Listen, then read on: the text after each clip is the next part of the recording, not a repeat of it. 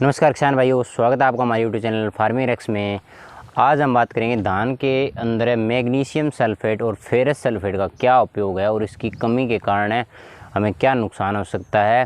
तो इसके ऊपर आज पूरी चर्चा करेंगे। जो किसान भाई चैनल पर पहली बार आए हैं वो चैनल को सब्सक्राइब करें और जो हमें फेसबुक पेज पर देख रहे हैं वो फेसबुक पेज को फॉलो करें। तो किसान भाइयों, सबसे पहले हम बात करते हैं मैग्नीशियम सल्फेट की। मैग्नीशियम सल्फेट के अंदर आपको 9.5% मैग्नीशियम और 12% सल्फ़र मिलता है। तो सबसे पहले किसान भाइयों इस बात करते हैं मैग्नीशियम सल्फेट की कमी के कारण धान के अंदर क्या होता है और इसकी कमी को हम कैसे पहचान सकते हैं। तो किसान भाइयों, सबसे पहले तो हम मैग्नीशियम की कमी को पहचानने के लिए जो धान की पत्ती होती है वो हल्की पीले रंग की आपको दिखाई देने लगेगी और इसके अंदर हरे धब्बे भी आपको दिखाई देंगे। तो ये मैग्नीशियम का प्रमुख कारण है इसकी कमी का। और पत्ती के अंदर क्लोरोफिल की कमी आ जाती है जिसके कारण पौधा अपना खाना अच्छी तरह से नहीं बना पाता और उसका विकास रुक जाता है और नए जो पत्ते हैं, जो नए जो कल्ले हैं, उनका विकास नहीं हो पाता। तो ये थी मैग्नीशियम की कमी धान के अंदर है। तो अगर हम मैग्नीशियम का प्रयोग धान के अंदर बहुत ज़रूरी है। मैग्नीशियम का प्रयोग करने से धान के अंदर आपको जो कमी है वो दिखाई नहीं देगी और इसके अंदर क्लोरोफिल की मात्रा बढ़ जाएगी पत्ते के अंदर, जिससे ये पत्ता आसानी से प्रकाश संश्लेषण क्रिया करके खाना अच्छी तरह से बना पाएगा और पौधे का विकास होगा।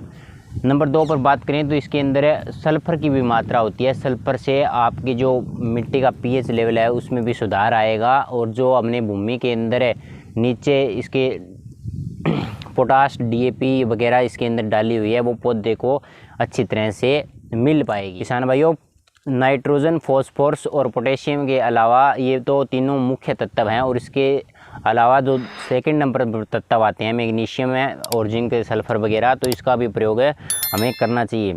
मैग्नीशियम का प्रयोग अगर हम पौधे के अंदर नहीं मिलेगी, पौधे को खेत के अंदर नहीं करते हैं, तो हमारी जो पैदावार है उपज के ऊपर उसका 10 से 15% उसका मैग्नीशियम का असर पड़ता है। पौधे का विकास रुक जाएगा। तो मैग्नीशियम की कमी आपको लगभग 20 दिन से लेकर 60 दिन के खेत के अंदर दिखाई देगी। तो किसान भाइयों, मैंने आपको मैग्नीशियम के लक्षण, जो कमी के लक्षण हैं उसके बारे में बता दिया और मैग्नीशियम डालने के क्या फ़ायदे हैं उसके बारे में बता दिया। जो मैग्नीशियम डालने के जो पौधे का पूरा विकास में भी मैग्नीशियम एक अहम भूमिका निभाता है, इसलिए आपको मैग्नीशियम डालना चाहिए।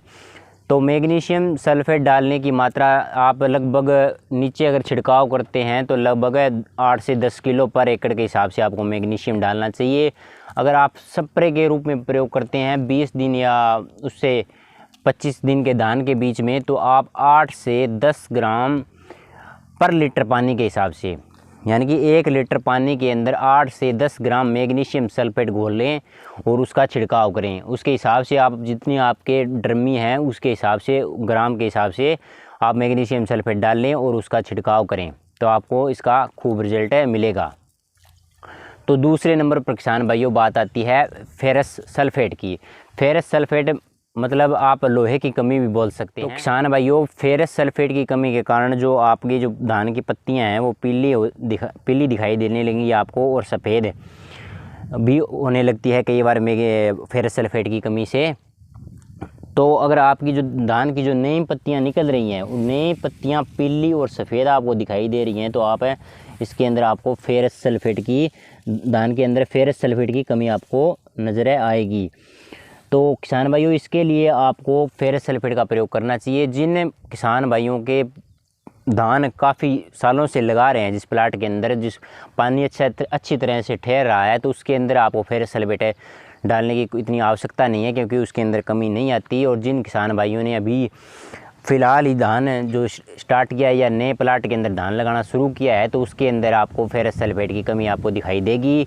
तो इसके लिए अब 8 से 10 किलोग्राम फेरस सल्फेट का प्रयोग करें।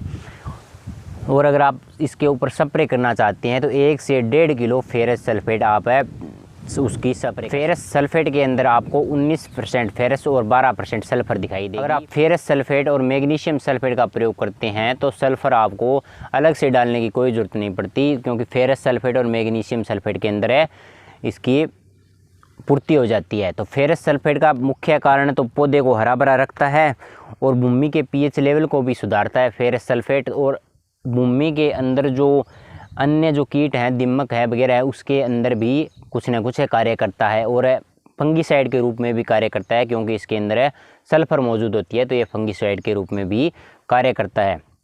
पौधा आपका हरा भरा रहता है और उसका विकास अच्छी तरह से हो पाता है। तो किसान भाइयों, जितने भी पोषक तत्व हैं, पोषक तत्वों की पूर्ति करना हमारे लिए बहुत ही आवश्यक है। हम बहुत सारे कीटनाशक, फंगीसाइड वो तो डाल लेते हैं, मगर पोषक तत्वों की कमी की तरफ ध्यान नहीं दे पाते, जिसके कारण से हमें उपज नहीं मिल पाती, हमारा पौधा विकास नहीं कर पाता, उसके कल्ले नहीं निकल पाते।